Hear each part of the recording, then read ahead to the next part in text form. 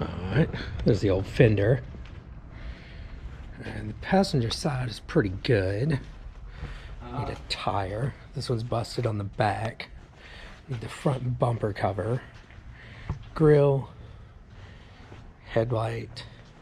¿Qué es lo que le van a hacer al carro? ¿No le cambiaron ya los frenos aquel día, pues? Another wheel. Some door damage there. This piece of trim. This piece of trim.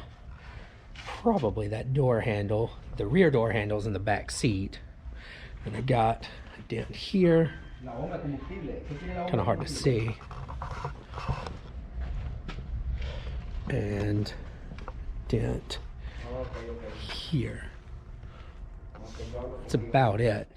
The door panels are in the back seat, and the fog lights are down here, and most of the little trim pieces and stuff, so it shouldn't be too bad. You can go order some parts. One big upside to buying literally the most common car on the road.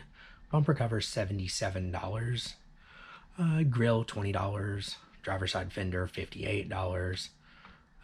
The door was $450, but it's a complete leather door, interior, glass, everything, so I can't complain too much.